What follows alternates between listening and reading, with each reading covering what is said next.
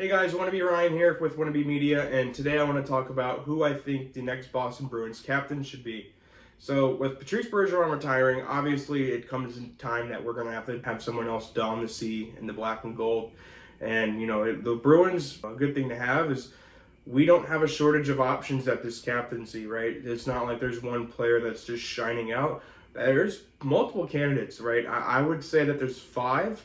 I'm going to talk who I think the top three should be, and I'm going to give you guys two honorable mentions later on in the video. So starting off, number one, the person that I think should have it, absolutely, and it makes sense even transitioning into the next captain after, is Brad Marchand.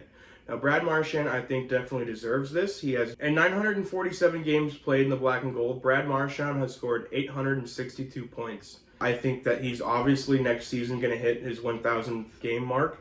And I would say within the next couple of seasons, if he can stay healthy, he's going to hit 1,000 points as well. That's a very short list in the black and gold to do it, especially being in the black and gold your entire career. Brad Marchand has come a long way, right? Brad Marchand, as Bruins fans know, the little bowl of hate, the rat, whatever you want to call him, he's been here a long time and he's grown. He's grown a lot as a person, as a player, somebody who, after the Bruins lost in 2013 to the Chicago Blackhawks, a lot thought he was on the move.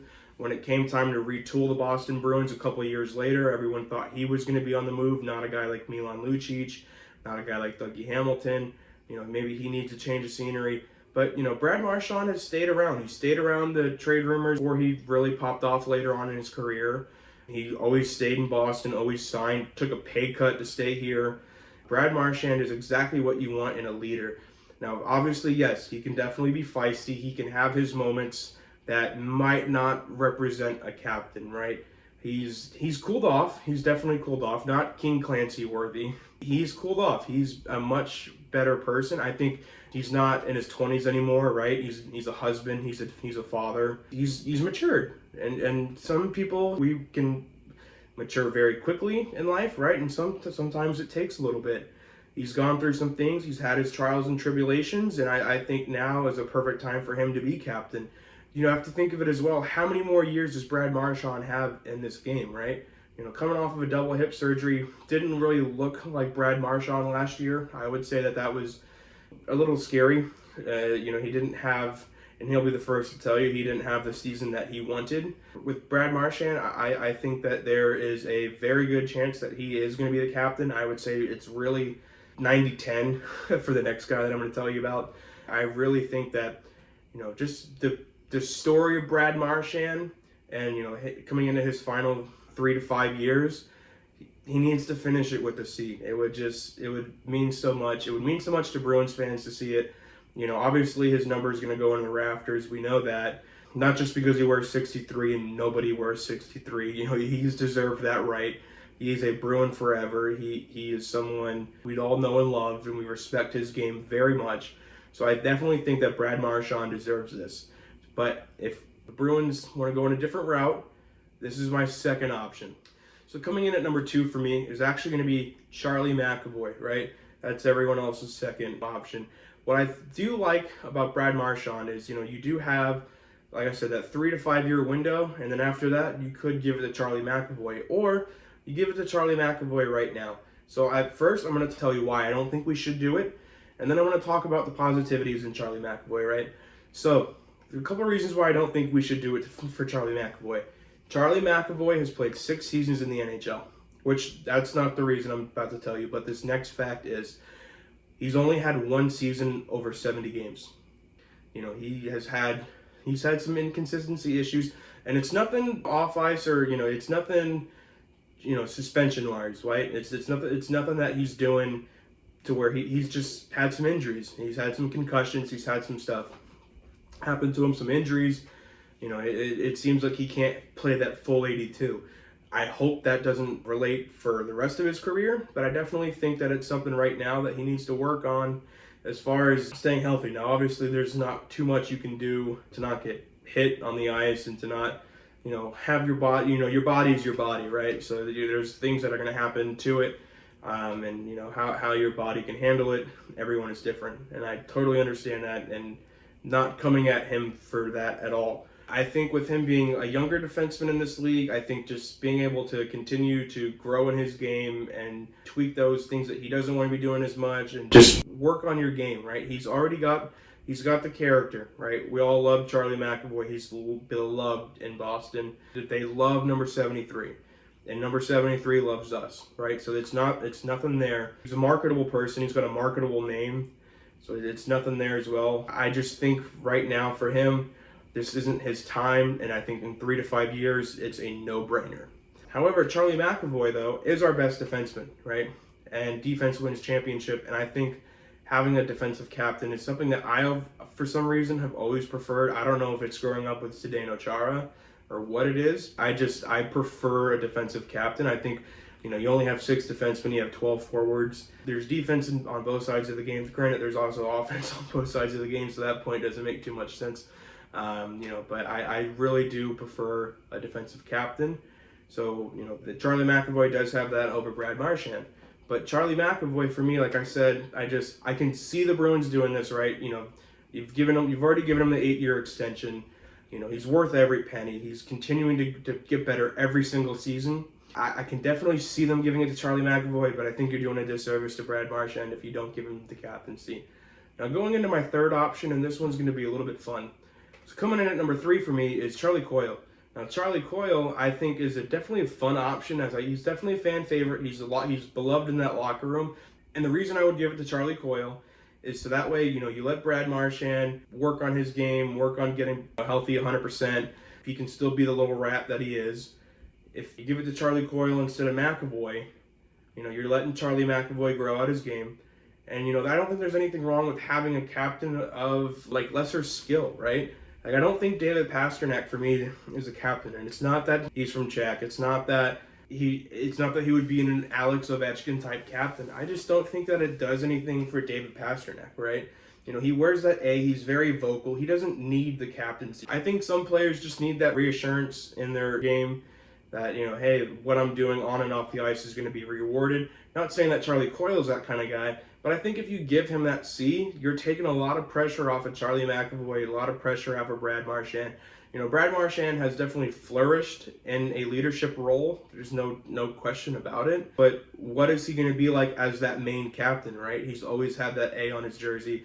Patrice Bergeron, there were no questions about that. There's no question of his leadership. There's no question anything about Patrice Bergeron. But there is a little bit of a question, with Brad Marchand. Is he going to be able to not get suspended? Is he not going to be able to be the player that what he's known for, what he's great at? Because when he's playing like Brad Marchand, that's when he's the best, right? When he's, a little agitator on the ice, that's when when he has time for that stuff. He's also got time for scoring plenty of goals and being very good on the defensive side of the game. But Charlie Coyle, for me, is a fun option. He's definitely got some years left on his contract, so it's not like, that would reassure that he gets a contract extension. So yeah, I think Charlie Coyle is definitely a fantastic option. If not the C, I definitely could see him getting an A very soon, or at least sharing an A with somebody.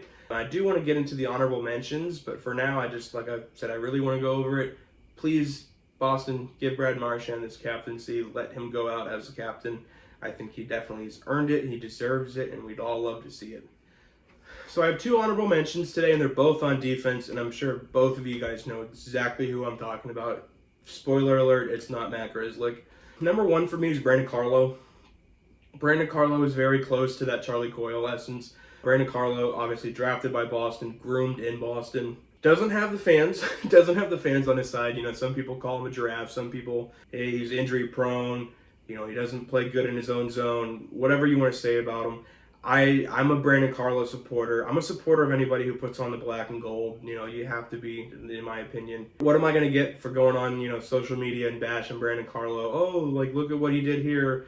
Look at this misplay here. What do you get from that? You want to support your guys. He's locked into a contract. The Bruins have already made up their mind that this is a guy that they want to move forward with. This is a piece that on a Stanley Cup team, he's got plenty of talent, right? So it's just, I could see the Bruins not going in that direction just based off of that alone. But I do think Brandon Carlo, again, kind of like that Charlie Coyle, take that pressure off your top guys. Brandon Carlo is an absolute leader in that locker room. Everybody loves Brandon Carlo. He's very vocal from what I've seen on Behind the B. And just from what I've seen on, behind the scenes clips, he's very knowledgeable. He's not just knowledgeable of the game, but he's very knowledgeable in all of his teammates' lives. Like, he seems like he's very entwined with what all guys on the team are doing. Doesn't matter if you're in between Providence and Boston a lot. Doesn't matter if you're a new guy that just got signed. It doesn't matter if you've been here forever. It just seems like Brandon Carlo is very in tune with what's going on in his locker room. And that's what I think gives you value as a captain. I just think that he is that option that you have in your back pocket if you want to throw a C on him, right? There's been plenty of captains in the league where, it's a good trivia question of who's the captain of the Nashville Predators. There's great captains anywhere, right? There's all sorts of things that can make a great captain. It's not just one thing. Coming in at number 2 for my honorable mentions is Hampus Lindholm. Hampus Lindholm, obviously, long shot, right? Very much. What I like about Hampus Lindholm is he's got 7 years left on his contract, right? So that's a captain for at least 7 years. And he is a Zdeno Chara type captain for me. Not saying that he's going to be as good as him, but what I'm saying in that is he's very much a captain in what he does and how he leads on the ice. Zdeno Chara, it's been very documented that Zdeno Chara is not that much of a vocal guy in that locker room, right? He's letting his alternate captains, he's letting Patrice Bergeron yell and scream and talk and, be that therapist for everybody in the locker room. But Zdeno Chara has that presence factor, and I think Hampus Lindholm does a little bit too, right? Coming over from Anaheim, everyone has heard the name Hampus Lindholm, but when you're in that lower market of a team, not everyone knows. Not everyone's up at, especially on the East Coast, we're not up watching a 10:30 start time 82 times a year to watch Hampus Lindholm play. But he's an excellent defenseman. He fits Coach Montgomery's scheme. I definitely think that last year was not a fluke season. I think he's just hit his prime. I think some people's numbers absolutely were inflated last year because we were just on an absolute tear. But I think Hampus Lindholm's was real. I don't think he got exposed in the playoffs. I think he was hurt in the playoffs and couldn't play to what he normally is. So for me, Hampus Lindholm is he's a better option as far as taking that pressure off of your McAvoys, your Pasternaks, DeBrusk, whatever other names you want to put in there. But Hampus Lindholm, I don't think's been there long enough. And I don't think he's as vocal as a guy like Brandon Carlo, Charlie Coyle. He's more, he's more stay at home. He's definitely vocal on the ice to his partners with whatever forwards are on the ice. He's vocal in that sense. He's not, he might be on the bench saying, let's go Black, let's go, but nothing real as far as like leadership qualities. I could see Hampus Lindholm getting it just like I could see, a couple of years ago when, we were playing the is Zdeno Chara staying, is he going game. Dennis Seidenberg was a captain choice for me that I always just kind of thought would be interesting. Leads on the ice, does all the great things. I'm not going to get too much into Dennis Seidenberg right now. But yeah, that does it for this video. Let me know and comment down below who you think should be the next captain. And Liv, hit my music.